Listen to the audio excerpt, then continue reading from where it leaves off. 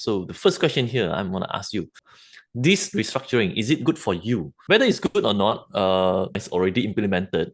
So what you can do about it, right? I think that's the key discussion we are going to talk about today. Basically, I think EPF did a very good job on their website. So if you don't know anything, you can actually go to their website. A very short summary of what happened is that before 11 May, we only have two accounts, account 1 and account 2. After 11 May, we will have three accounts, right? Account 1 become more, which is 70% becomes 75.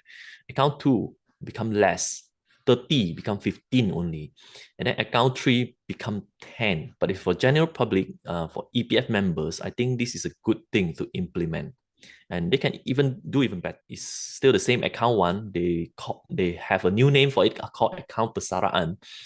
You cannot withdraw before 55, and you can withdraw to approve FMI is the fund management institution. That means you can withdraw for investment. And then account 2, which is account Sejahtera, they can withdraw for housing, education, health, insurance, protection, Hajj when you are age 50 and above. Still the same, account 2. It's just that 30% become 15%. Now we have account flexible, which you can withdraw anytime. And this money is tax-free. Why the new account 3? And another question, another poll. Say, do you like to have the flexibility to withdraw your EPF money anytime? Right. So of course we like the flexibility, right? On the EPF side, then I would think they have some worries. EPF members will not have enough for retirement, which is true, right? Due to the ringgit depreciation and due to the high inflation for the recent years, most people will retire with maybe less than six figures of retirement funded. And then the second challenge that I talk about is that I have to liquidate investment to cope with the withdrawal. For the 3 withdrawals, your EPF is depleted, especially your account 1. EPF is thinking, okay, now I want to help you to get back to that level. So what do? They increase the account 1 contribution. So I actually totally agree with that action. For the general public good, is it good for you? Account 2, less already. When I think about this, right? So of course, let's find out what is account 2 for. Reason for account 2, usually to buy house or for housing loan reduction and also housing loan installment. And then if you're age 50, also you can withdraw. If you want to pay for some education, health reason also can. Do Hajj also can. Programs Ailindung, you can use account 2 to buy the insurance. Right? If you have been doing withdrawal just to reduce your housing loan, then I think that's not a very good action. Now let's talk about this. Should you apply for the initial amount transfer? You still have until 31st August to do this application one time. Depending on your situation, might be good for you or might be not so good for you also. Now let's get to some of the the option of what you can do with the money. So would you withdraw your EPF to invest elsewhere? So what it means is that when you withdraw, right, you have to know that you are a savvy investor, so you do better than EPF. Also means, literally, you have to produce return that is higher than the EPF dividend rate.